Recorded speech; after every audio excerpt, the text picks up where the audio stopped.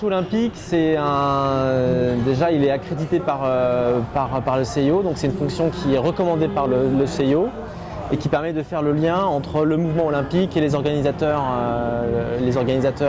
ici en local. Donc moi mon rôle c'est de faire l'interface entre toutes les fédérations françaises olympiques qui vont envoyer des athlètes ici, le comité olympique, être la tête de pont du comité olympique français ici à Rio. Et puis l'interface aussi auprès du comité local d'organisation, le lien avec toutes les fonctions régaliennes liées à l'arrivée des délégations françaises, des dignitaires, la francophonie aussi dans les Jeux, donc la place de la langue française dans les Jeux, le français étant une des langues officielles du CIO. Et puis toute l'activation médiatique et événementielle autour de l'équipe de France olympique en amont des Jeux pour essayer de créer un élan plutôt empathique et positif autour de l'équipe de France ici au sein de la communauté française de Rio et j'allais dire francophone et francophile. Voilà.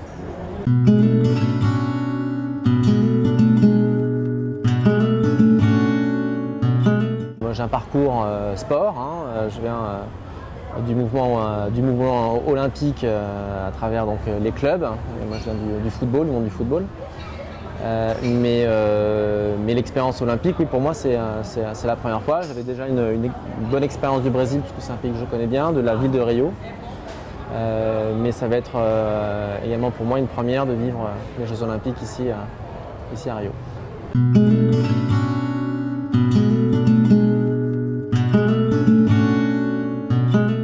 Aujourd'hui, il y a une organisation qui tient vraiment la route. Il y a quelques sujets, quelques marronniers qui reviennent, notamment sur les sites aquatiques, que ce soit la Goa et puis Gloria et la baie de Guanabara.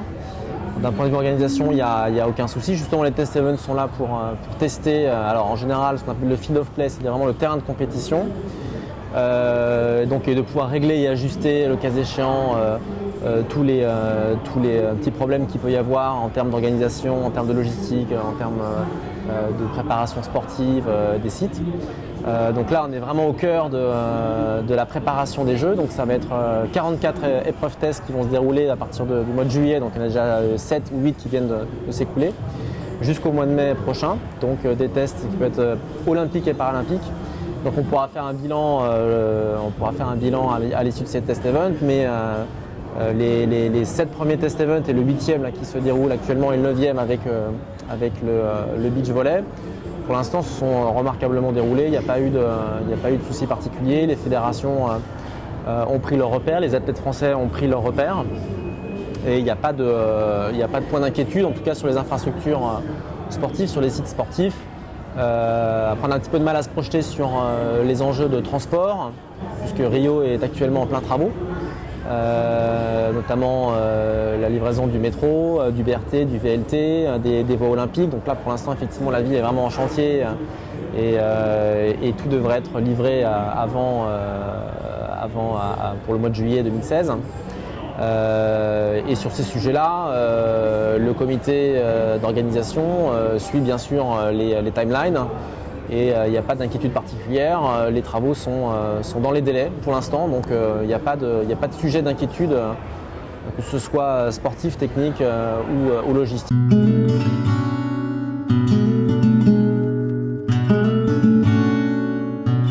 Donc c'est un club qui va ouvrir pendant toute la période des Jeux Olympiques, qui sera un petit peu calqué sur le modèle de Londres en termes de positionnement, c'est-à-dire que c'est un club ouvert au public, aux supporters de l'équipe de France, à tous les gens qui voudront venir vivre une expérience olympique particulière franco-brésilienne. À Londre, on avait accueilli à peu près 100 000 personnes au Club France. On est à peu près sur les mêmes ambitions ici. C'est un site qui peut accueillir entre 5 et 6 000 personnes par jour, qui sera ouvert donc, au grand public, aux familles, avec un positionnement en termes d'expérience qui sera au croisement de la culture française et brésilienne, avec très certainement un lieu de promotion aussi de la candidature de Paris. Ce sera un très très bel endroit où On pourra suivre les performances de l'équipe de France olympique et puis où on accueillera tous les médias, qu'ils soient français ou brésiliens, et où il y aura une véritable ouverture en termes de population, parce que je pense qu'il y aura beaucoup de Brésiliens qui viendront au Club France. En tout cas, c'est l'ambition qu'on porte.